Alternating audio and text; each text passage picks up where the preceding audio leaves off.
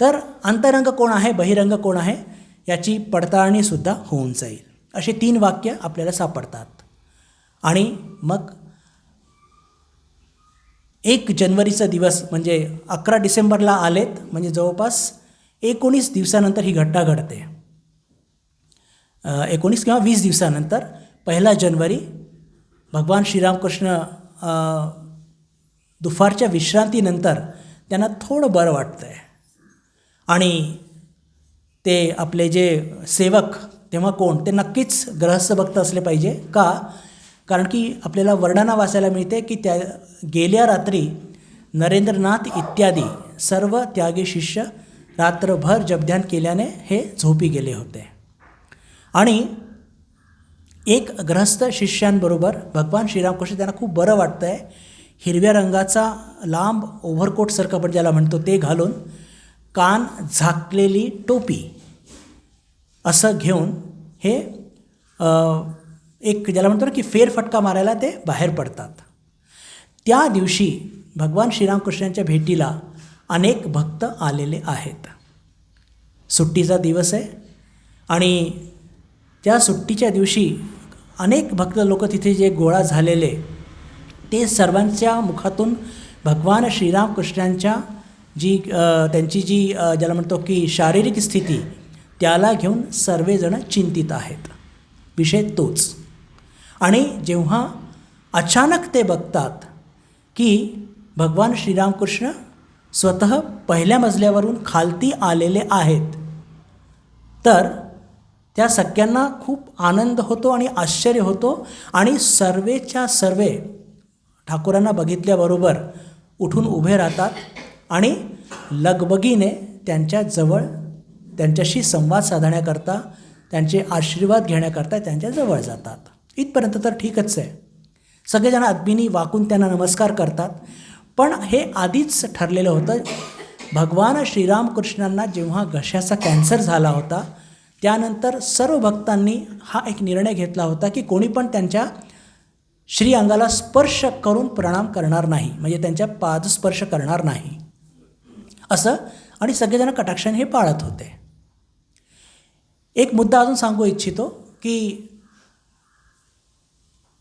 नरेंद्रनाथांच्या नेतृत्वाखाली अशी व्यवस्था करण्यात आली होती की आता भगवान श्रीरामकृष्णांना काशीपूरला आणलं आहे, तर त्यांची सेवा करण्याकरता जे काही अर्थ लागणार आहे ते सगळं खर्च गृहस्थ भक्त वहन करतील. रामचंद्र दत्त, सोनेंद्रनाथ मित्र, म्हणजे त्या घराचं भाडं त्यावेळेस 85 रुपये होतं. भगवान श्रीरामकृष्णांनी स्वतः सोनेंद्रनाथ मित्राला सांगितलं की अरे पहा, ह्या घराचं भाडं खूप जास्त आहे, इतर कोणी वहन करू शकणार नाही, तर तू माझ्याकरता हे वहन कर. आणि सोनेंद्रनाथ मित्र, ज्याला ठाकूर प्रेमाने सुरेश म्हणायचे, आता काही काही गोष्टीला कारणं काही सापडत नाही. बरं, सुरेंद्र त्याचं नाव आणि त्याला सुरेश का म्हणायचं आहे माहीत नाही, पण आपल्याला वाचायला मिळतं की त्याला सुरेशच म्हणायचे ते. तर सुरेंद्र, तू ह्याचे सुरेंद्र, यावेळेस सुरेंद्र म्हटलेलं आहे, तू याचं भाडं दे. आणि ते एका म्हणण्यावरती राजी होतात. आणि जितके दिवस ठाकूर तिथे असतात त्यांचं ज्याला म्हणतो की आपण त्या घराचं भाडं वहन करतात. आणि रामचंद्र दत्त, गिरीशचंद्र घोष हे सगळं ठाकूरांचं खाण्यापिण्याचं आणि इतर जे त्यागी शिष्य तिथे राहतात त्यांचं सगळा खर्च हे सगळे वहन करतात. हा सगळा प्रकार सुरू होतो. आणि 1 जानेवारीला ही घटना घडते. भगवान श्रीरामकृष्ण अत्यंत, त्यांना आज खूप हलकं वाटतं आहे, बरं वाटतं आहे. एक 3 वाजताचं ऊन पण जरा चांगलं थोडं कडक असतं. आणि म्हणून भगवान श्रीरामकृष्ण, तर कल्पना करा की आपण सगळे काशीपूरला आहोत आणि भगवान श्रीरामकृष्ण खाली आलेले आहेत. हिरव्या रंगाचा कोट, कान झाकलेली टोपी त्यांनी घातलेली आहे. त्यांच्याबरोबर एक सेवक एक थोडा अंतर ठेवून त्यांच्या मागे आहेत. आणि जेव्हा सगळे गृहस्थ भक्त बघतात की अरे श्रीरामकृष्ण स्वतः इथे आलेले आहेत, अत्यंत आनंदाने अदबीने त्यांच्या जवळ जातात. आणि तेवढ्यात भगवान श्रीरामकृष्ण गिरीशचंद्र घोष यांना विचारतात की का रे गिरीश, तू याच्यात काय बघितलं? मी ठाकूर म्हणू शकत नव्हते. याच्यात तू काय बघितलं की तू सर्वांना सांगत असतो की इथे दिव्य शक्ती आहे, इथे अवतार आहे म्हणून? तर तेव्हा आपल्या भावनांना आवरल्या गेल्या नमुळे म्हणजे ते नियंत्रण नाही ठेवू शकत आपल्या घोडग्यावरती बसतात गिरीशचंद्र घोष आणि श्रीरामकृष्णांच्या पुढे म्हणतात की ज्यांची वर्णना साक्षात वाल्मिकी व्यास करू नाही शकले तर त्यांची वर्णना मी काय करणार. गिरीशचंद्र घोष हे विश्वासाचं दुसरं नाव.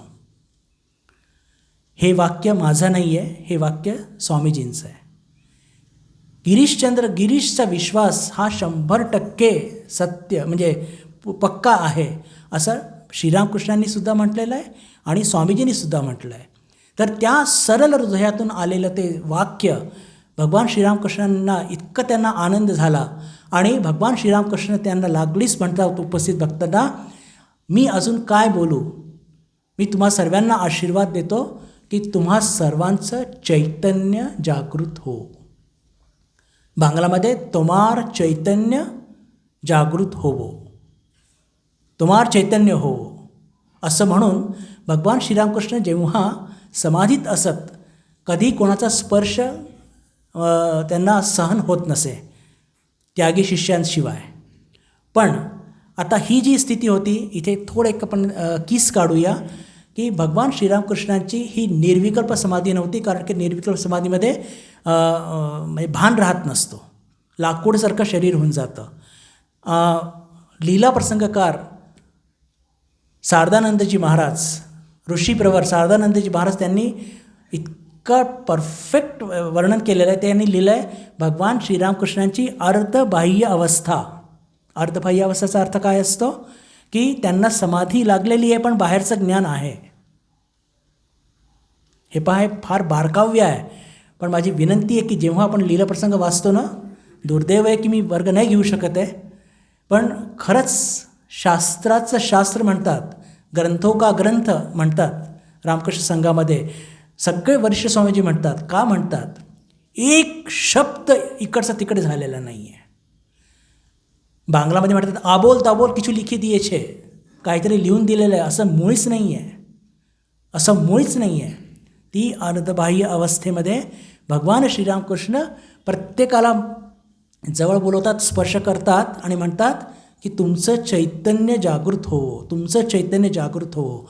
आणि त्या भगवान श्रीरामकृष्णाच्या अर्धबाह्य अवस्थेमध्ये त्या स्पर्शामुळे प्रत्येकाला दिव्य अनुभूती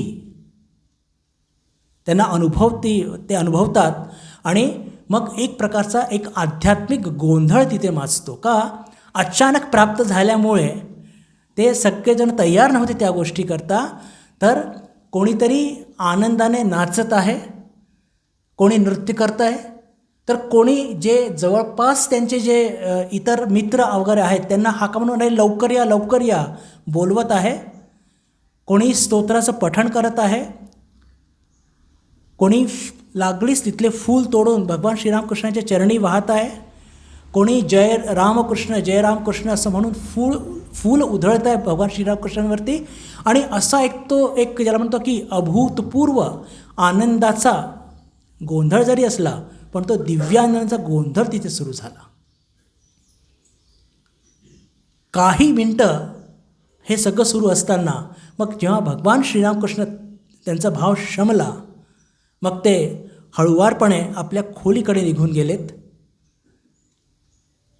पण आता ही जी घटना घडली याचा एक पैलू अतिशय महत्त्वाचा म्हणजे असा, त्यातले काही मुद्दे मी तुमच्या पुढे मांडणार आहे, थोडंसं लक्ष देऊ नाही का, की ही एक दैवीय लीला होती की त्यावेळेस भगवान श्रीरामकृष्णांच्या 16 त्यागी शिष्यांपैकी एक पण शिष्य तिथे उपस्थित नव्हता.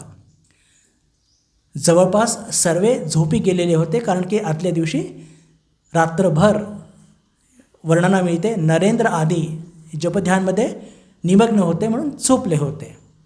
2च शिष्य फक्त, शारदानंदजी महाराज आणि लाटू महाराज हे जागी होते.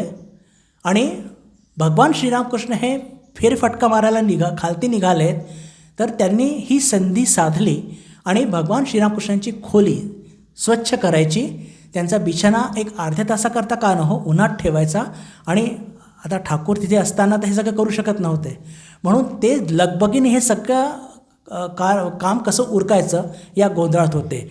शारदानंदजी महाराजांच्या कानावरती काहीतरी गोंधळ जातो, पण ही एक दैवीयच लीला की त्या गोष्टींकडे ते आता साधारणपणे असा गोंगाट ऐकू आला आणि तेही श्रीरामकृष्णाच्या संदर्भात, तर हे अपेक्षित आहे की नाही की ठाकूरना काही म्हणजे कुठे पडले का, कुठे काही झालं का, म्हणजे काय नेमकं झालं आहे. पण एका प्रकारचे नुसतं बघतात आणि काही संवाद सुरू आहे, काही आनंद सुरू आहे एवढं बघतात आणि हे दोघेही आपल्या आपल्या कामाला लागतात. हा एक फॅक्ट झाला. एक दुसरं आणि अतिशय महत्त्वाची गोष्ट मी जी सांगू इच्छितो की भगवान श्रीरामकृष्णांच्या जीवनामध्ये तसा प्रसंग एकदाच बघायला मिळतो.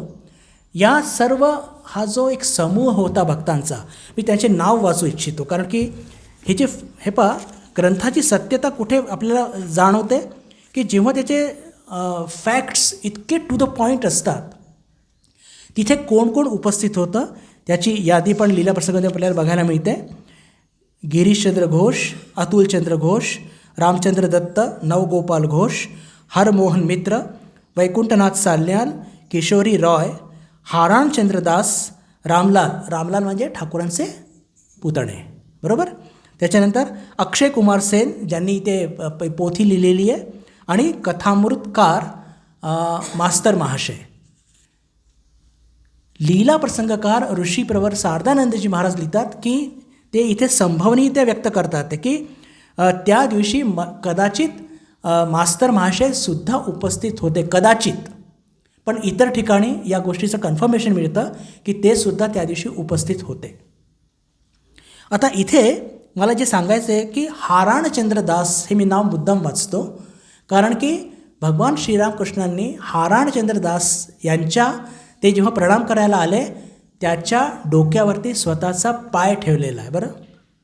अशा प्रकारची कृपा भगवान श्रीरामकृष्णांच्या जीवनात कुठेही बघायला वाचायला मिळत नाही. हे एकदम ज्याला म्हणतो की इतकी एक्सक्लुझिव्ह कृपा आहे. आणि तसं त्यांच्याबद्दलच का केलं भगवान श्रीरामकृष्णांनी याचे पण आपल्याला कुठेही विवेचन तसं सापडत नाही, पण असं झालेलं आहे असं लीला प्रसंगकार लिहितात. असो, तर ह्या सगळ्या घटना झाल्या. आणि अजून एक फॅक्ट मी जे सांगू इच्छितो, त्या दिवशी भगवान श्रीरामकृष्णांनी 3 अजून जे भक्त होते त्या 3 भक्तांना म्हटलं की तुमचं आज नाही, तुमचं नंतर होणार. आता मी कल्पना करतो की त्यांना किती वाईट वाटलं असेल ना. म्हणजे साधारणतः आपण समजा एखादे कोणी मोठे महाराज आलेले आहेत कुठून आणि सगळ्यांना प्रसाद देत आहेत, आपण लाईनीत उभे आहोत आणि आपला नंबर आला आणि आपल्याला म्हटलं तुला आज नाही, तुला उद्या देणार. पण लक्षात घ्या, जेव्हा असं घडतं म्हणजे ते काहीतरी स्पेशली चूजन असतात. त्यांना नंतर मिळणार आहे आणि काहीतरी जास्त मिळणार आहे, किंवा त्यांच्याकडनं काहीतरी विशेष कार्य घडवून आणणार आहे. याच्यामधले 2 तर म्हणजे एक तर मास्तर महाशय ज्यांनी एवढा मोठा आपला वचनभूत आपल्यापुढे त्यांचं कंपायलेशन मांडलेलं आहे, संकलन केलेलं आहे. एक दुसरं म्हणजे पोथीचे रचयिता, त्यांचं नाव अक्षय कुमार सेन. तिसरे अतुलचंद्र घोष. अतुलचंद्र घोष हे म्हणजे गिरीशचंद्र घोषचे लहान भाऊ. आता हे सुद्धा भगवान श्रीरामकृष्णांचे परमभक्त होते, पण त्यांना तसं काय सांगितलं हे आपल्याला म्हणजे बघायला मिळत नाही. पण जे आपले अक्षय कुमार सेन आणि मास्तर महाशय यांचं कॉन्ट्रीब्युशन, यांचं जे म्हणजे रामकृष्ण संघामध्ये जे यांचं योगदान, हे तर ज्याला म्हणतो की त्याची जितकी पण वखाणणी केली जाते तितकीच कमी आहे. तर ही पूर्ण घटना झाली. आता या घटनेच्या संदर्भामध्ये थोडं आपण विवेचन करूया. आणि इथे 2 प्रवाह आपल्याला बघायला मिळतात. याची काहीशी चर्चा मी मागच्या वर्षीसुद्धा केली होती, पण पुनरुक्तीमध्ये काही दोष नाही आहे. आणि याच्यानंतर भगवान श्रीरामकृष्ण हे नित्यकल्पतरू आहेत किंवा होते हे आपण उदाहरण सकट समजण्याचा प्रयत्न करूया. आता बंधू भगिनींनो, की रामचंद्र दत्त हे भगवान श्रीरामकृष्णांचे एक अन्यतम भक्त, आणि त्यांनी म्हटलं की आजचा दिवस म्हणजे हा कल्पतरू दिवस. का? की भगवान श्रीरामकृष्ण हे कल्पतरू झाले आणि त्यांनी सर्वांना आध्यात्मिक एक ज्याला म्हणतो की जागृती, चैतन्य जागृती त्यांनी सगळ्यांनी करून दिली. अगदी खरं गोष्ट आहे. पण हेच शारदानंदजी महाराज याच लीला प्रसंगाच्या ग्रंथामध्ये लिहितात की ते कल्पतरू भगवान श्रीरामकृष्ण झाले नव्हते. आता शारदानंदजी महाराज ना हे जबरदस्त पंडित होते बरं. म्हणजे पहा, एक फार मोठी गोष्ट शारदानंदजी महाराजांच्या जीवनात आपल्याला बघायला मिळते की ते शास्त्रज्ञ पंडित तर होतेच होते. आध्यात्मिक त्यांची जी ज्याला म्हणतो की आध्यात्मिक त्यांनी जी प्रगती गाठली होती ही अनपरेल. आता किती गाठली हे आपण सांगू शकत नाही, कारण की आपली तितकी पात्रता नाही आहे. अनेकदा काय होतं की आपण खूप भावनाशील होऊन जातो आणि भावनाशीलतेमध्ये काय होतं की त्याला कोणत्या प्रकारचं ज्याला म्हणतो ना की एक रिझनिंगचा एक पूट मिळाला पाहिजे, एक शास्त्राचा पूट मिळाला पाहिजे, तो मिळत नसतो.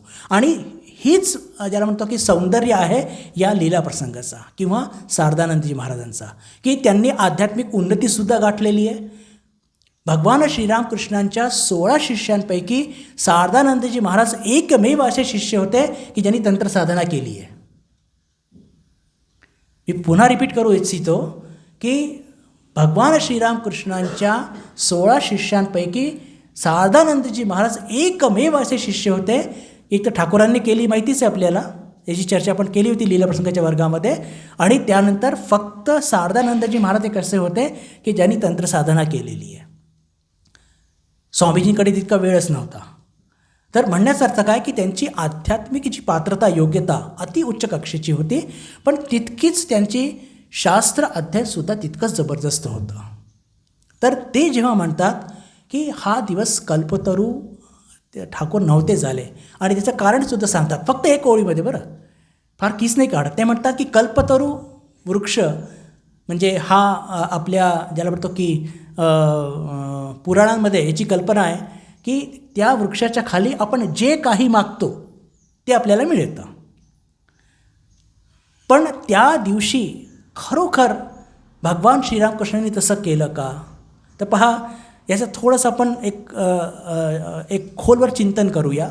एक गोष्ट ती तितकीच खरी की भगवान श्रीरामकृष्णांनी कोणत्याही प्रकारची अटी शर्ती न ठेवता जे उपस्थित होते प्रत्येकाला एक आध्यात्मिक शक्तीचं ज्याला म्हणतो की एक त्याचा एक त्यांच्यामध्ये आध्यात्मिक शक्ती जागृत केली. हे तितकंच खरं. भगवान श्रीरामकृष्णांना हे माहीत नव्हतं का की उपस्थित भक्तांची जी काही पात्रता किंवा योग्यता किती होती? तर इथे आपल्याला असं वाटतं की प्रत्येकाच्या योग्यतेप्रमाणे, प्रत्येकाच्या पात्रतेप्रमाणे भगवान श्रीरामकृष्णांनी त्याला तशी शक्ती दिली असेल. नाहीतर काय होतं की अनेकदा जर पात्रता आणि योग्यता नसेल आणि काहीतरी दिलं गेलं तर ते सांभाळणं अवघड असतं. आणि आपण बघतो की हृदयरामच्या जीवनात तसंच झालं होतं. आपण बघतो मथुरानाथ विश्वासच्या जीवनातसुद्धा तसंच झालं होतं. आणि एवढंच काय, माताजींनी इथपर्यंत म्हटलं आहे की नरेंद्रनाथांच्या जीवनातसुद्धा पहिले जेव्हा त्यांना स्पर्श झाला होता त्यांनासुद्धा तसंच घडलं होतं. ते तयार नव्हते आणि मग जेव्हा भगवान श्रीरामकृष्णांनी स्पर्श केला, लागलीच ते ओरडले की हे तुम्ही माझं काय केलं, मला अजून आई वडील आहेत. असं का घडलं होतं? कारण की जेव्हा आपण तयार नसतो एखाद्या गोष्टी करता, आणि विशेषकर आध्यात्मिक जागरण हे इतकं, ती शक्ती पेलण्याची ताकद पाहिजे, आणि जर त्या ताकदीकरता आपण तयार नसो तर नक्कीच काहीतरी ज्याला म्हणतो की असं काही घडून येतं की जे आपल्याकरता टिकवणं अवघड होऊन जातं. आणि याच्यावरतीच म्हणून भगवान श्रीरामकृष्ण म्हणतात की भगवान श्रीरामकृष्ण कल्पतरू झाले. कोणत्या अर्थाने? शारदानंदजी महाराज म्हणतात की प्रत्येकाला त्यांनी त्याच्या योग्यतेप्रमाणे, म्हणजे आपण बघतो की वर्गामध्ये 40 मुलं असतात, प्रत्येकाची पात्रता योग्यता वेगळी असते. एकच शिक्षक गणित शिकवतात तर कोणाला 90 येतात, कोणाला 95 येतात, तर कोणाला 55 येतात. तर त्यांच्या पात्रतेप्रमाणे, त्यांच्या योग्यतेप्रमाणे भगवान श्रीरामकृष्णांनी प्रत्येकाचं आध्यात्मिक जागरण केलं. त्या अर्थाने कल्पतरू आहेत. पण म्हणूनच भगवान शारदानंदजी महाराजांनी हा दिवस कल्पतरू नसून हा आत्मप्रगटीकरणाद्वारा अभयदान हा शब्द त्यांनी वापरला आहे. आत्मप्रगटीकरणाद्वारे त्यांनी काय केलं आहे की भक्तांना आश्रय दिलेला आहे. असा एक ॲनालिसिस हे शारदानंदजी महाराजांनी इथे आपल्यासमोर मांडलेलं आहे. आता हे तर झालं एक दोन विचार. पण काळाच्या ओघामध्ये कल्पतरू हा इतका प्रसिद्ध झाला आणि एक साधारण मानवीय मनाची एक ज्याला म्हणतो की आता त्याला वीकनेस म्हणू की काय म्हणू, आपल्याला काय पाहिजे असतं की कोणीतरी आपल्याला स्पर्श करून दे बस. स्विच असं म्हणतो ना की लाईट आपण ऑन करतो की नाही, लाईट ऑन केला त्याचा पंखा सुरू होतो, AC सुरू होतो, लाईट सुरू होतो. तसं काहीतरी झालं म्हणजे आपल्याला काही त्रास व्हायला नको. पण हे त्यावेळेस किती कमी लोक होते. त्या घटनेमध्ये अवश्य भगवान श्रीरामकृष्णांनी कोणत्याही प्रकारचे अटीशर्ती न ठेवता सगळ्यांचं एक आध्यात्मिक जागरण केलेलं आहे. पण भगवान श्रीरामकृष्ण फक्त त्या दिवशी कल्पतरू झाले होते का? याच्या आधी नव्हते झाले का? किंवा त्याच्यानंतर नाही झाले का? किंवा आज पण नाही आहे का? तर कल्पतरूचा खरा अर्थ आपण थोडं शोधण्याचा प्रयत्न करूया.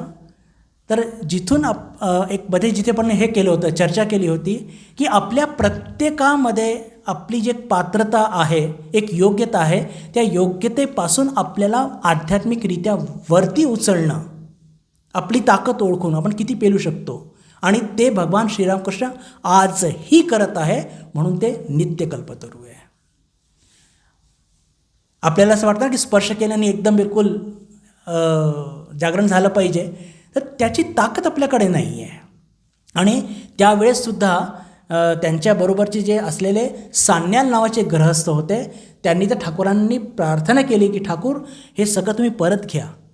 रामलाल दादा त्यांचे पुतणे त्यांनीसुद्धा म्हटलं की ठाकूर हे सगळं परत घ्या, का आता हे शरीर पडून जाईल, नाही तर मी वेडा होईन. आणि म्हणून बंधुभगिनींनो, रामकृष्ण संघामध्ये कॅरेक्टर बिल्डिंगवरती इतका भर का दिलेला आहे? कॅरेक्टर बिल्डिंग म्हणजे काय? आपली आध्यात्मिक पात्रता वाढवणे.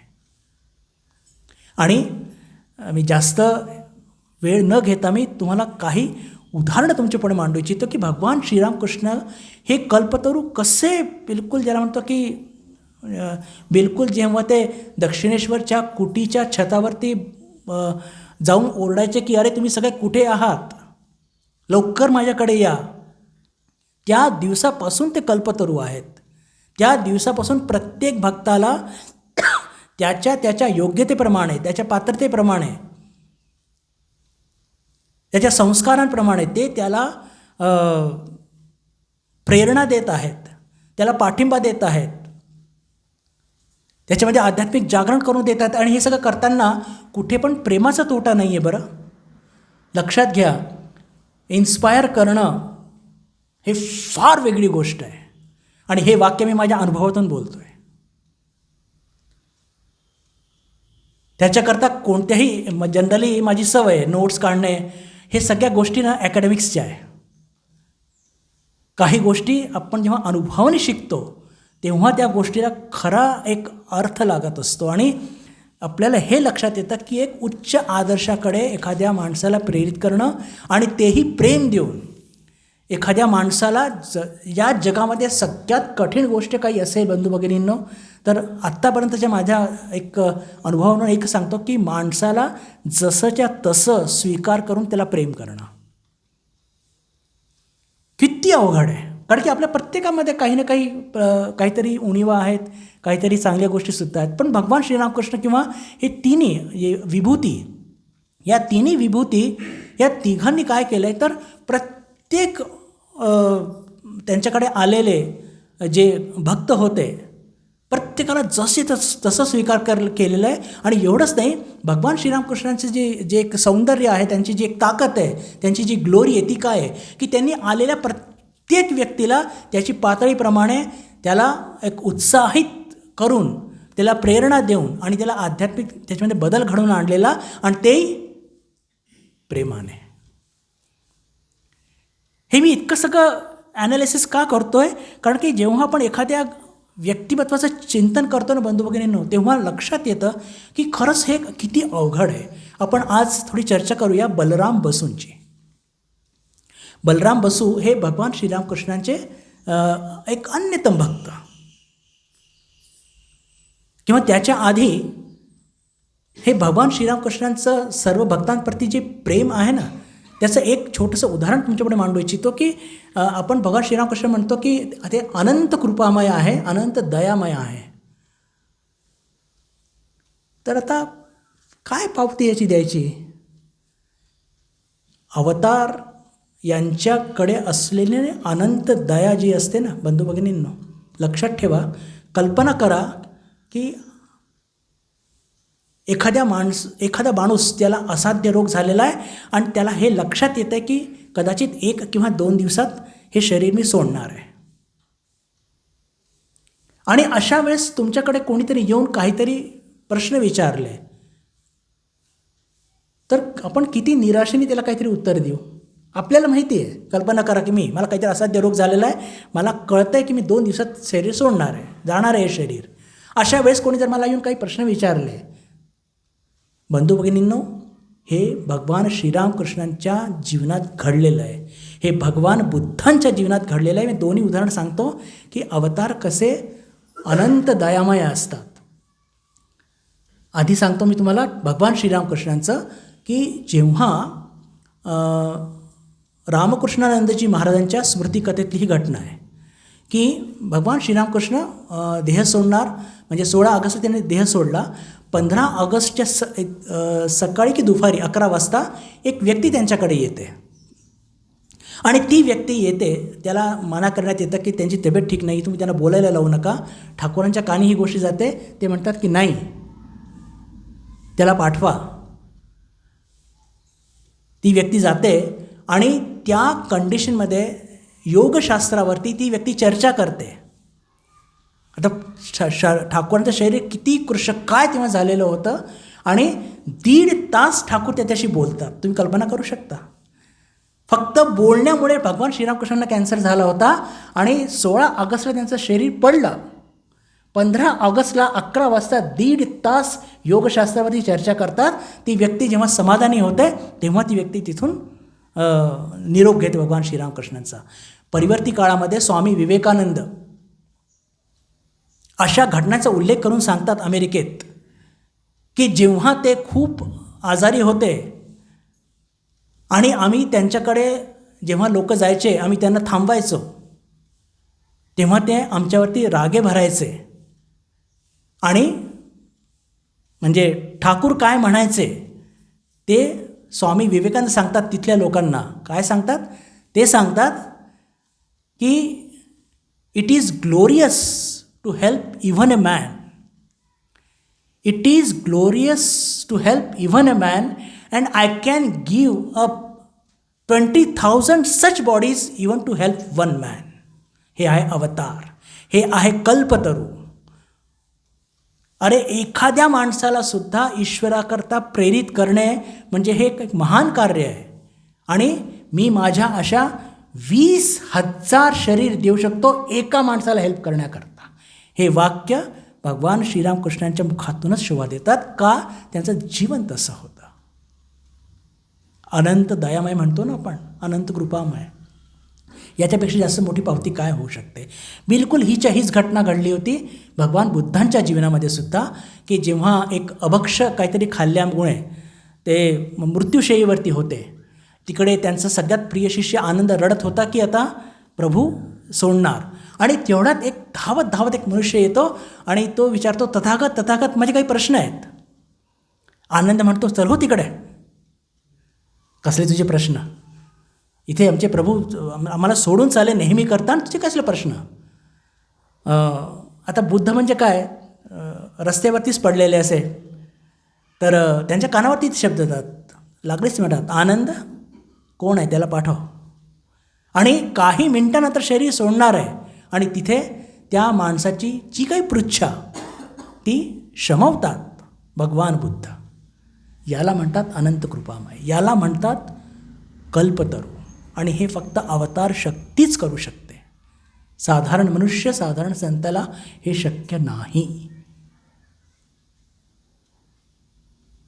कल्पतरूचा एक आयाम बघितला, आता अजून एक आयाम बघूया बलराम बसूच्या संदर्भामध्ये, की पहा बलराम आपण ती चर्चा करत आहोत की भगवान श्रीरामकृष्ण हे प्रेरणा द्यायचे, इन्स्पायर करायचे, उत्साह द्यायचे, लोकांना सामान्य जीवनापेक्षा वरती उचलायचे, सामान्य लोकांना वरती उचलायचे ते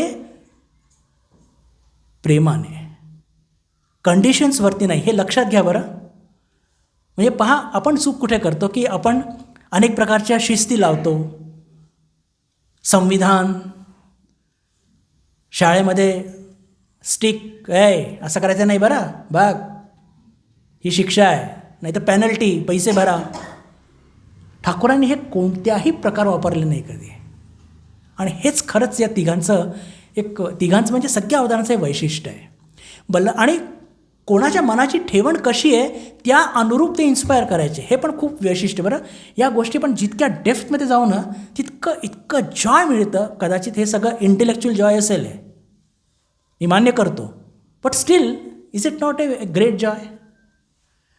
अजून तर काही आध्यात्मिक काहीच झालेलं नाही आहे, माझं तरी नाही झालेलं आहे, पण हे जरी एक बौद्धिक स्तरावरती असलं तरी किती आनंददायी गोष्ट आहे की प्रत्येक, आता पहा की एक छोटंसं आपण एक उदाहरण घेऊया. बलराम बसू हे कट्टर वैष्णव, आणि वैष्णव संप्रदायामध्ये थोडंसं एक ज्याला म्हणतो की एककल्लीपणा, कट्टरपणा नाही एककल्लीपणा हे आपल्याला बघायला मिळतो काही काही गोष्टीला घेऊन. हे पहा ठाकूरांची निष्ठा होती बरं. आता हे मला सगळे लीला प्रसंग आठवून राहिलं आहे मागचा. निष्ठा आणि कट्टरपणामध्ये फार मोठा अंतर असतो. ठाकूरांची निष्ठा होती, पण कधीकधी काय होतं ना की प्रचाराच्या मागे लागून कुठेतरी आपल्या जीवनात कट्टरपणा येतो. तर बलराम बसू जरी वैष्णव होते आणि त्यांच्या जीवनामध्ये थोडाफार एका प्रकारचा कट्टरपणा आधी कदाचित होता, आणि जेव्हा ते जपध्यान करायला बसायचे तर आता कलकत्ता शहर आणि तिथे खूप डास तेव्हा होते, आताही आहे. तर आता जपध्यान करायला बसले तर डास अवतीभोवती गुंगुंग करतं, ते चावतात ते, तर कसं ध्यान होणार. आणि आता हे याला त्यांच्या वैष्णव धर्मामध्ये सांगितलं हिंसा करायची नाही. आता हिंसा करायची नाही, भक्ती करायची ईश्वराची. हे डास तुम्हाला काही ध्यान करू देत नाही, कसली भक्ती होणार. मग चला आपण भगवान श्रीरामकृष्णाने विचारू हा प्रश्न की ध्यान करत असताना जर डास मारले तर चालेल का वगैरे, काय त्याची जे काही शंका असतील म्हणून जाऊन विचारूया. आणि हे विचार करून बलराम बसू हे प्रश्न निश्चित करून ठाकूरांच्या भेटीला येतात. आता पहा बरं काय वंडरफुल एक एक्सपोजिशन आहे. Great, Thakur is Thakur, अनपॅरलल.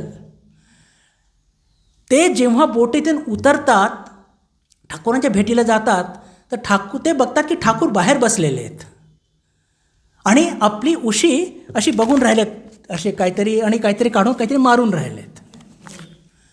आता यांना आश्चर्य झालं. त्यांनी विचारलं की ठाकूर काय, नाही त्याने काही विचारलंच नाही, त्याच्या आधीच ठाकूर म्हणतात की अरे काय करू, या माझ्या उशीमध्ये खूप ढेकूण झालेले आहेत, काही मला देवाचं नाव घेत नाही, झोपू देत नाही, म्हणून त्यांना काढून काढून मी मारत आहे.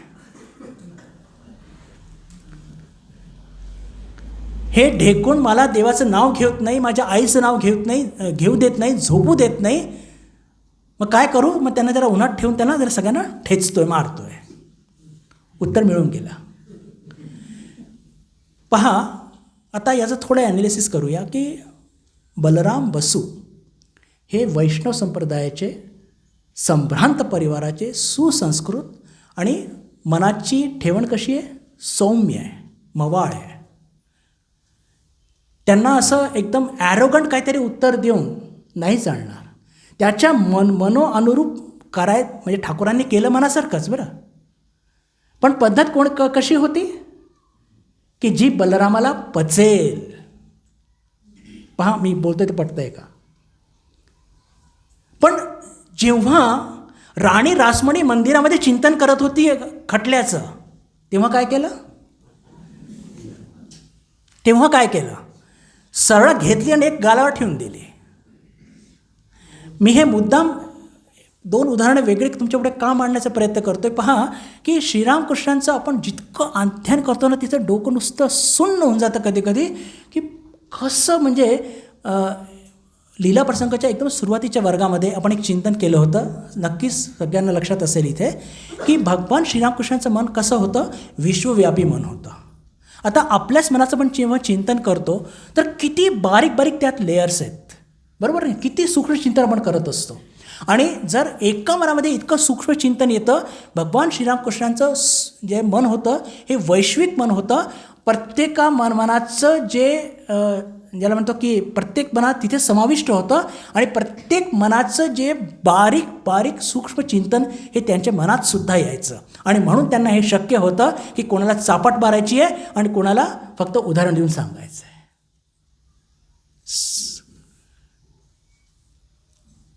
नुसतं शांत राहायचं आणि हात जोडायचे बस.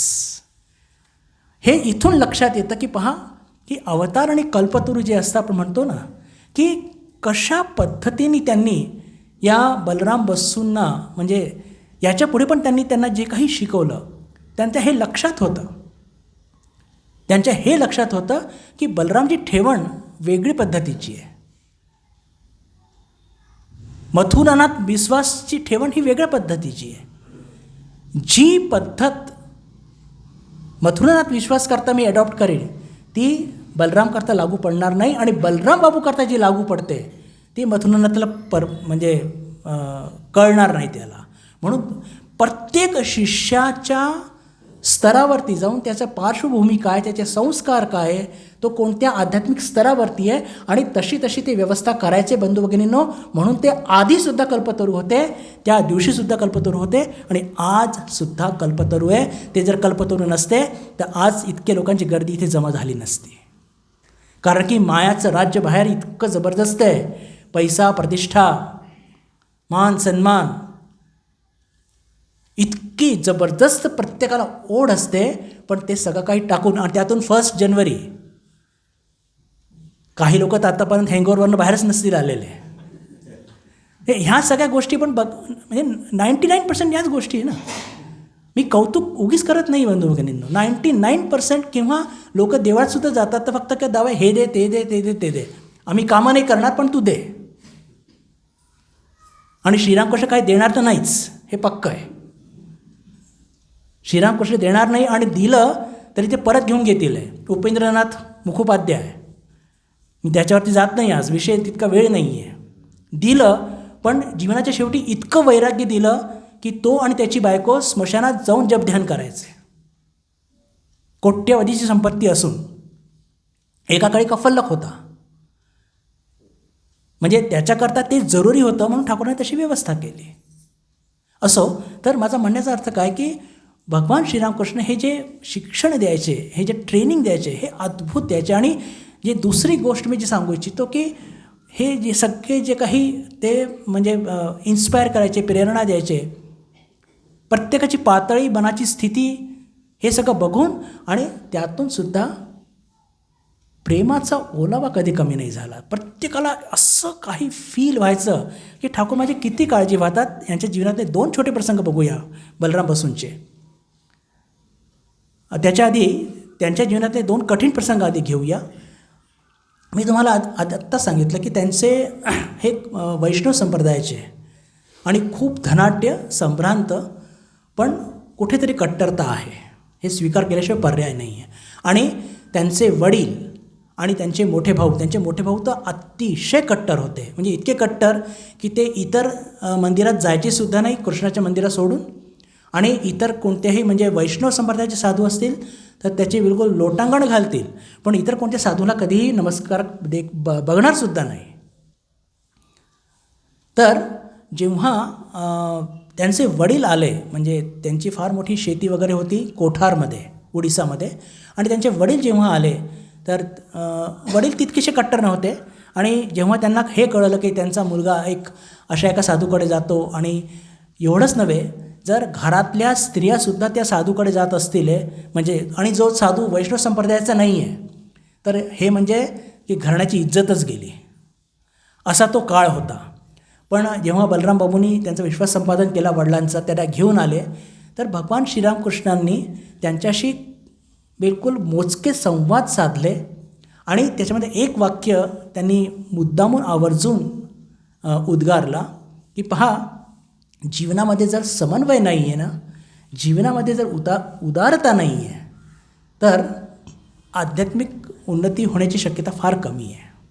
पहा, कोणत्याही म्हणजे तुम्ही असं का करता, तुम्ही कट्टर का आहात, असं योग्य नाही वगैरे असं काही नाही म्हटलं. शाक्त असो, ते शब्द उद्गारलेत, शाक्त, वैष्णव, शैव, हे सगळे एकच माळ्याचे मणी आहेत. आणि समन्वय जीवनात असला तर फार बरं.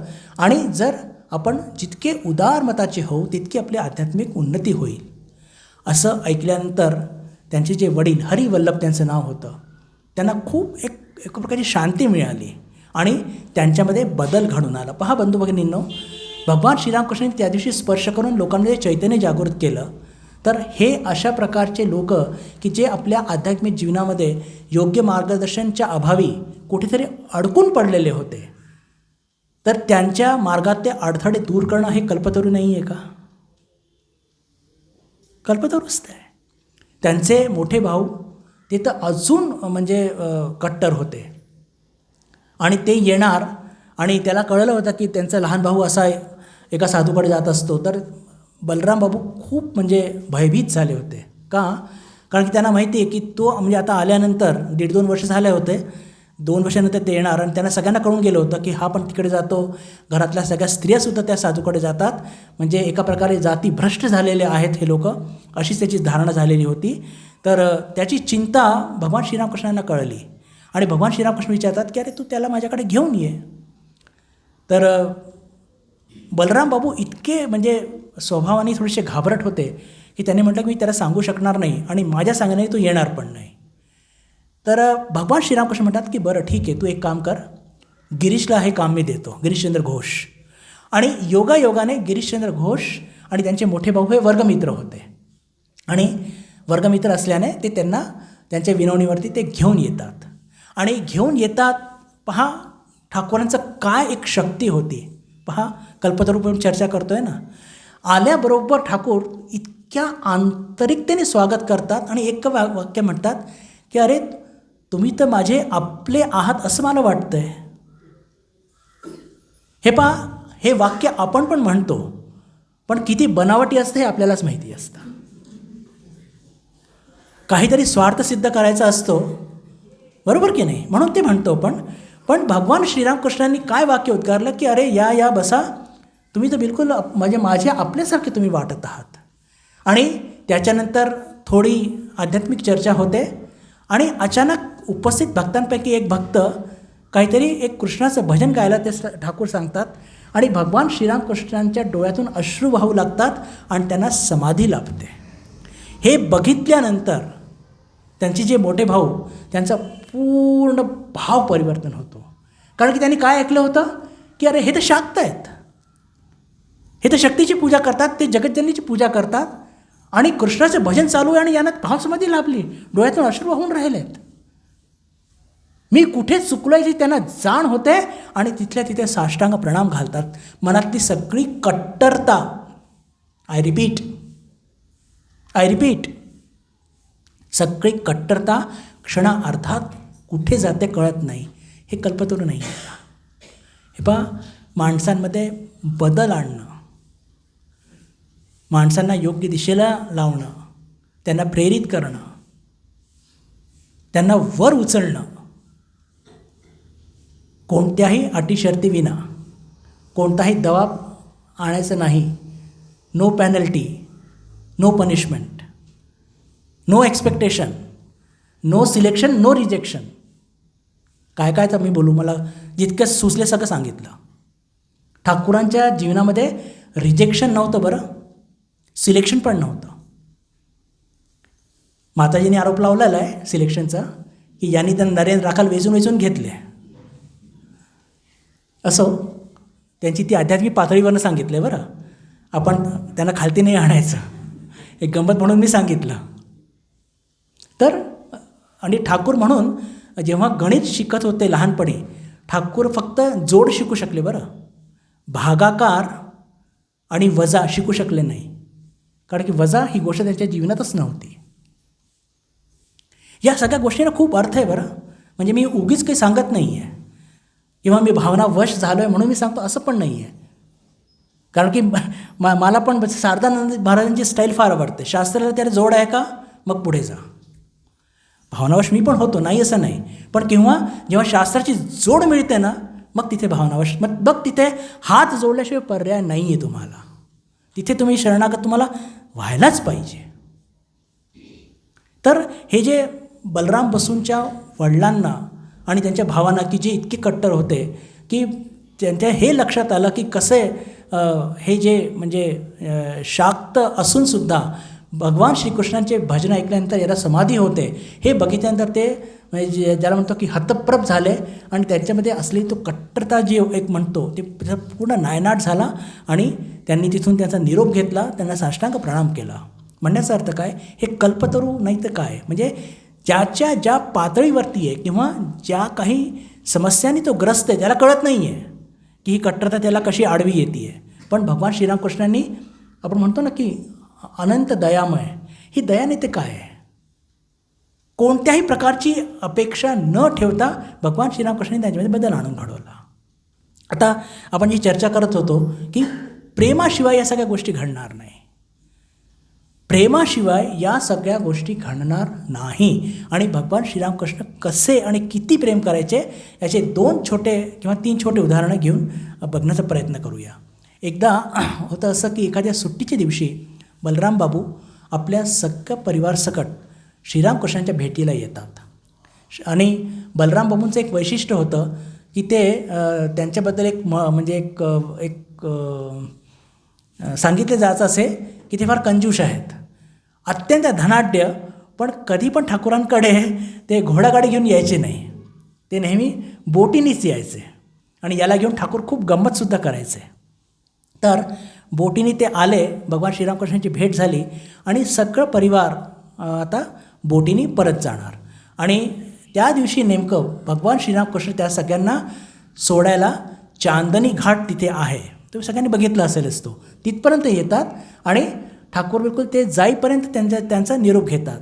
ती बोट थोडी डोळ्यातून म्हणजे ज्याला म्हणतो की दूर होत नाही होत की तेवढ्यात अचानक फार मोठा एक ज्याला म्हणतो की तुफान येतो.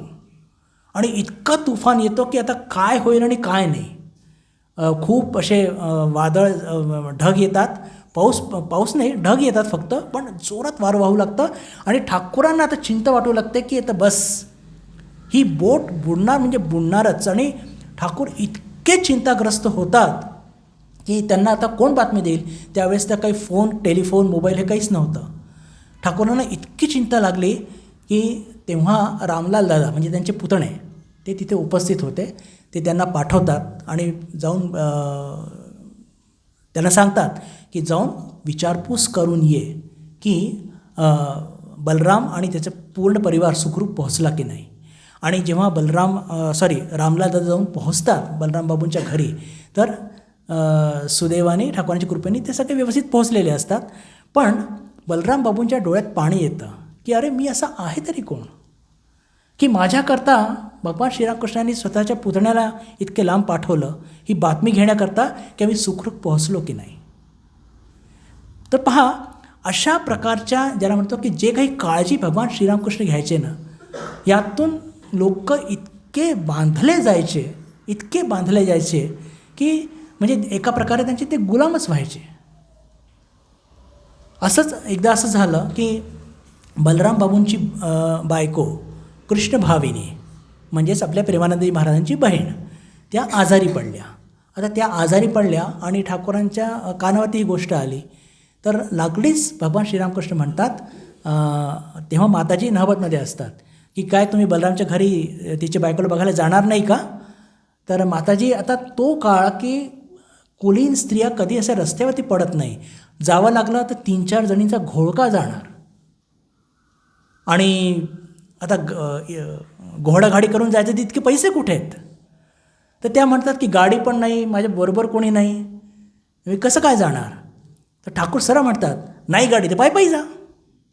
माझ्या बलरामचा संसार तिथे उद्ध्वस्त होत आहे आणि तुम्ही त्याला बघायला जाणार नाही.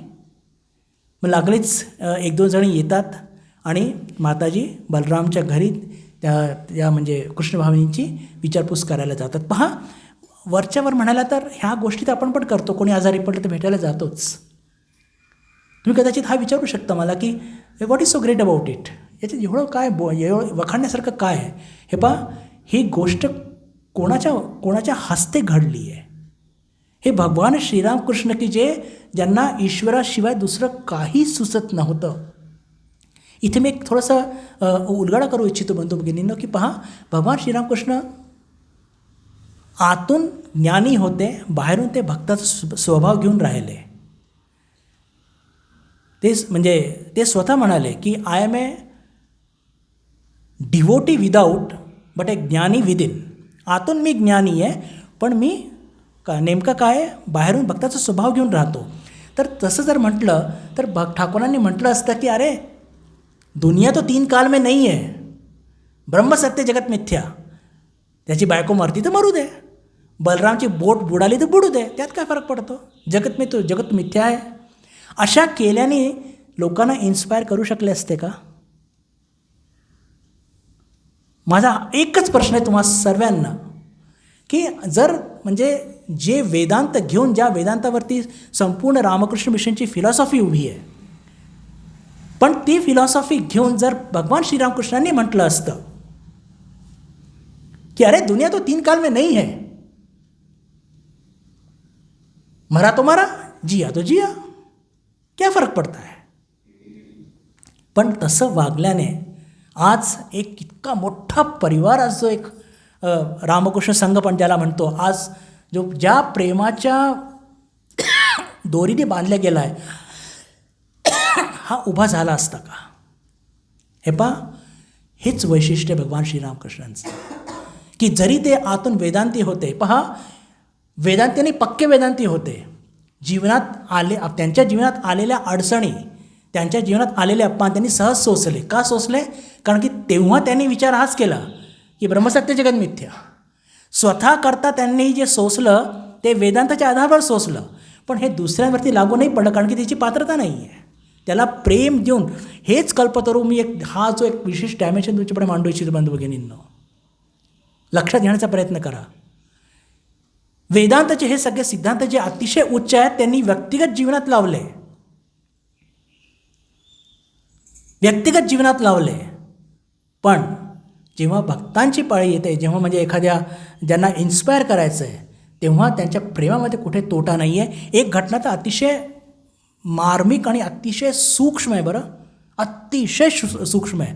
पहा, तो समजण्याचा प्रयत्न करा आणि त्यातून लक्षात येईल की श्रीरामकृष्णांचं प्रेम म्हणजे काय वस्तू असते. पुन्हा तेच बलराम बसू.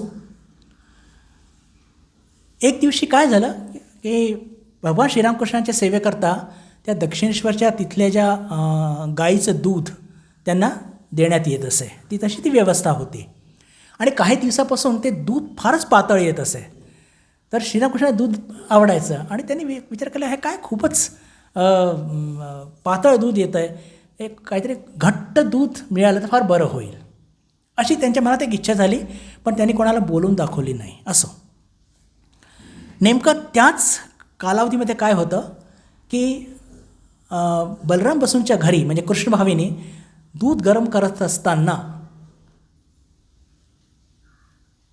ते दूध इतकं छान असतं, घट्ट असतं, आणि कृष्णभावनीच्या मनात येतं की आहा, हे दूध जर मी किमान एक भांडभर ठाकूरांना देऊ शकले असते तर किती बरं झालं असतं. ठाकूरांना किती दूध आवडतं.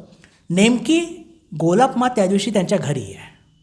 फक्त त्याच्या मनात ही इच्छा होते, सात्विक इच्छा आहे, आणि संध्याकाळची वेळ आहे आणि दूध चांगलं तिथे एक वाक्य पण लिहिलं आहे बरं, म्हणजे ते वाक्य आता मी बोलू की नाही मला माहीत नाही, पण कृष्णभावनी म्हणत आहेत की हे सगळं दूध घरचीच लोकं सगळे मटकावतील आणि ठाकूरांना काही मिळणार नाही, इथपर्यंत त्या म्हणाल्या आहे.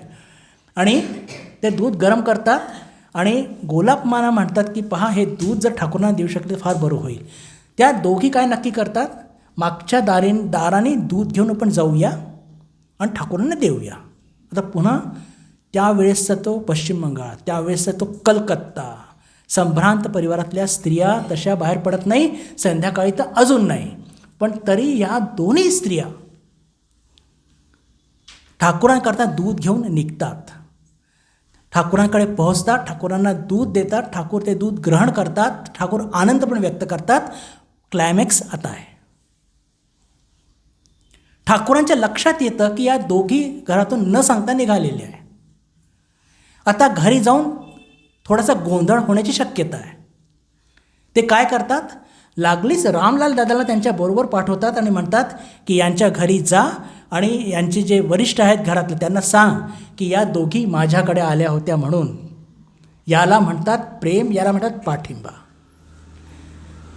की पहा ठाकूरांनी नुसतं त्यांनी त्यांच्या भक्तीपोटी हे सगळं दूध आणलं आणि तुम्ही आणलं तर आणलं, त्यात काय. पण त्यांना त्या सामाजिक गोष्टीची भान होती की या दोघी संध्याकाळच्या वेळेस बाहेर पडलेल्या आहे आणि कदाचित जेव्हा या घरी पोहोचतील तर कदाचित यांना थोडासा अपमान किंवा राग सहन करावा लागेल आहे. पण आणि पुन्हा कुठे गेल्या न सांगता गेल्या, असं कसं काय होतं का. इतका तो एक सामाजिक कडेकोट बंदोबस्त त्यावेळेस होता. आणि हे ठाकूरांच्या लक्षात येतं बंधुभगिनींनो. मला कुठेतरी वाटतं की या गोष्टी प्रेमाच्या स्केलमध्ये अत्यंत सूक्ष्म आहे बरं. इतकी काळजी घेणं की बाबा कोणाला असा एक ऑड सिच्युएशन फेस करायला नको. त्या आल्या होत्या माझ्या भक्तीपोटी, तर त्यांचं कुठेतरी रक्षण करणं एक माझं कर्तव्य आहे. पण कर्तव्यापेक्षाही प्रेम कुठेतरी एक फार मोठा भाग आहे. आणि ते लागलीच रामलाल दादाला पाठवतात आणि रामलाल दादा त्या दोघींना घेऊन जाऊन त्यांच्या घरातल्या वरिष्ठ लोकांना सांगतात की या ठाकूरांच्या भेटीला आल्या होत्या बरं. आणि असं करून ते कोणत्या प्रकारचे ते पुढे गोंधळ घडत नाही. तर म्हणण्याचा अर्थ काय की पहा ह्या सगळ्या गोष्टी ठाकूरांनी मी जे सांगू की कल्पतरूचा एक अर्थ, एक वेगळा डायमेन्शन पण असा पण घेऊ शकतो की भगवान श्रीरामकृष्णांनी प्रत्येकाची पातळी योग्यता समजून तसं त्यांना आध्यात्मिक ज्याला म्हणतो की त्यांची उन्नती घडवून आणली. आणि आध्यात्मिक उन्नती घडवून आणताना कोणत्याही प्रकारची ज्याला म्हणतो की दबाव म्हणजे प्रेशर, कोणत्याही प्रकारची शिक्षा, सिलेक्शन और रिजेक्शन या गोष्टी नाही आहे. आणि म्हणून भगवान श्रीरामकृष्ण कल्पतरू आहेत. आणि त्या घटनेच्या आधीसुद्धा ते कल्पतरू होते आणि आजसुद्धा ते कल्पतरू आहे. योगीनमाच्या जीवनातल्या अनेक घटना अशा आहेत बंधुभगिनींनो की ते मी आज आणल्या होत्या, पण तितका वेळ नाही आहे. पण फक्त एक घटना योगीनमाच्या जीवनातली फारच बोलकी आहे ती, किंवा बलराम बसूंच्या जीवनातली एक घटना घेऊन तिथे थांबूया. ती पण फार बोलकी घटना आहे एकदम. रामकृष्णानंदजी महाराजांच्या स्मृतिकथेतली घटना आहे. पहा आता हा संभ्रांत परिवार सुसंस्कृत आणि ज्याला म्हणतो ना की एकदम ज्याला म्हणतो की अत्यंत मवाळ आणि ज्याला म्हणतो की जास्त काही बोललेलं चालणार नाही. काहीतरी सांगायचं आहे तर फार बिलकुल मोजके शब्द आणि हलके फुलके शब्द घेऊन सांगायचं. एकदा बलराम बसूंच्या घरच्या सर्व स्त्रिया दुपारच्या वेळेस भगवान श्रीरामकृष्णांना भेटायला आलेल्या आहे. चांगलीच गोष्ट आहे, प्रगाढ परिचय झालेला आहे. त्या सगळ्या स्त्रिया बसलेल्या आहेत, भगवान श्रीरामकृष्ण बसलेले आहेत, ईश्वरीय संवाद सुरू आहे. किती गोड वाटतं सगळं ऐकायला. इतक्यात दक्षिणेश्वरमध्ये कुख्यात असलेली एक स्त्री, तिचं नाव रमणी, ती तिथून जात असते. या रमणीवरती भगवान श्रीरामकृष्णांचं जसं एका वडिलांचं पुत्रीवरती प्रेम असतं ना, लढीवार बोलणे वगैरे, अत्यंत ज्याला म्हणतो की खूप प्रेम. तर ती रमणी जाता जाता डोकावते, प्रणाम करते. तर ठाकूर इतके प्रसन्न होतात की अगं रमणी किती दिवस झाले, तू कुठे दिसत नाही, येत नाहीस तू आजकाल. कसं काय तुझं सगळं म्हणजे तू ठीक आहेस ना वगैरे जे काही एक सामान्य म्हणजे प्रश्न ते सगळे विचारतात. आणि हे सगळं संवाद सुरू असताना बलराम बाबूंच्या घरच्या स्त्रिया, पुन्हा मी सांगतो, रिपीट करतो, संभ्रांत, कुलीन, आणि यांना ते खूप लागतं की आम्ही सती स्त्रिया आणि ही कोण एक पब्लिक वुमन, आम्हाला सोडून ठाकूर तिच्याशी बोलतात आहे, हा आमचा अपमान आहे. बोलून दाखवत नाही आहे, कोणीही बोलून दाखवत नाही, पण मनात तोच भाव. ठाकूर आणि त्या रमणीचा संवाद होतो. एक 2-4 मिनटातच ती रमणी निरोपसुद्धा घेते.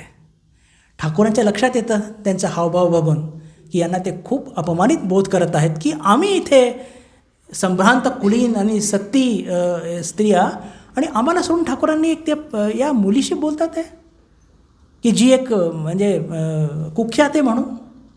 ठाकूरच्या लक्षात येतं.